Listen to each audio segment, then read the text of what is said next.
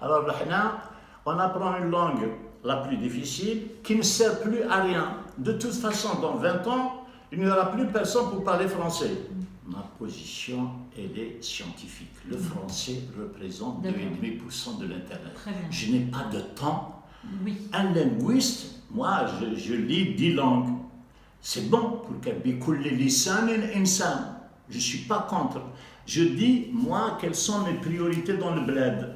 J'apprends ma langue, j'apprends la langue de la science. Après, celui qui veut, c'est très bien.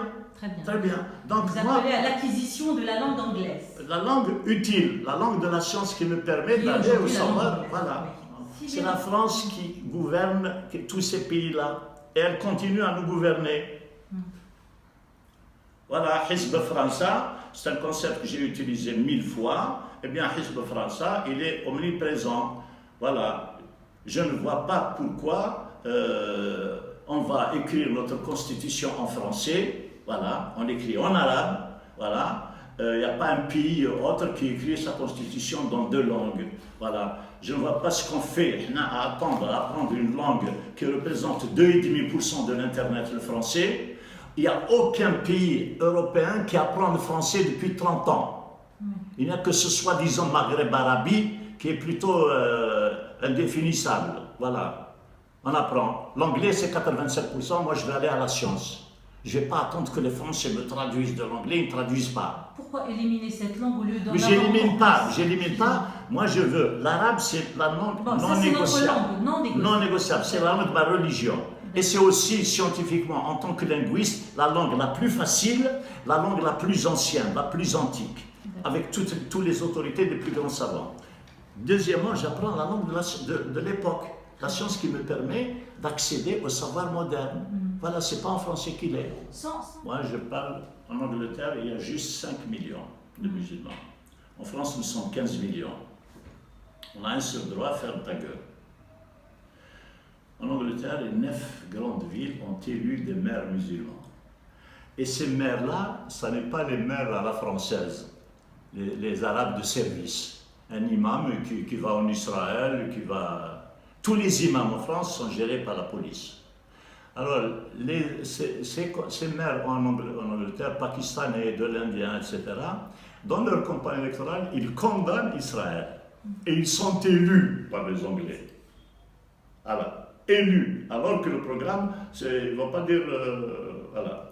Donc, regardez les pays, les autres, je parle des pays anglophones musulmans, il n'y a pas la servitude que l'on trouve chez les nôtres. Voilà.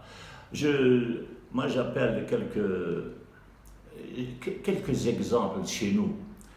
Mohamed Tazrout, un des plus grands intellectuels que j'ai rencontré, je suis le seul avec mon frère, on l'a rencontré. C'est un germanisant, c'est pas un francisant. Il connaît français, il a vécu en France, mais c'est un germanisant. Alors, il écrit, c'est lui qui a traduit la seule traduction qui existe, le déclin de l'Occident. Je le rencontre. Je l'ai appelé Ibn Battuta du XXe siècle. Voilà. 1917, il va en Iran, il va en Union soviétique. Voilà. Tazrout m'a confié sa traduction du Coran. Avant de sortir, je lui dis quel conseil vous donnerez aux jeunes musulmans? Ne rougissez pas d'être mahométan. Sa femme, Gawriya, lui dit encore, tu recommences, moi j'aime tout le monde. Il y a 2 lits là. Alors il lui dit, oui, vous aimez tout le monde quand vous les écrasez. Alors là, comme on dit en kabyle. Voilà un mot arabe qu'aucun arabe ne connaît. As-sifu, mais safe. C'est pas l'épée. As-sif, c'est la rivière. Voilà. Et on invite Hadar Sibou au centre culturel anti-algérien de Paris. Voilà. Il me demande la copie de mon tafsir, de sa traduction du Coran. Je dis, monsieur, vous ne connaissez pas le mot de amana. Ce livre m'a été confié. Tazrout n'était pas un bon arabisant. Je révise, je publierai. En tant que gendre, je vous autoriserai à publier un jeu, à condition de ne pas aller contre le cadavre.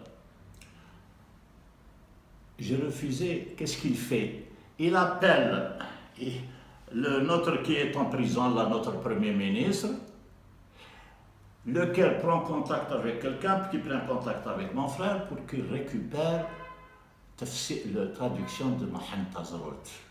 Mohamed Tazrout, en 1955, le Congrès des civilisés.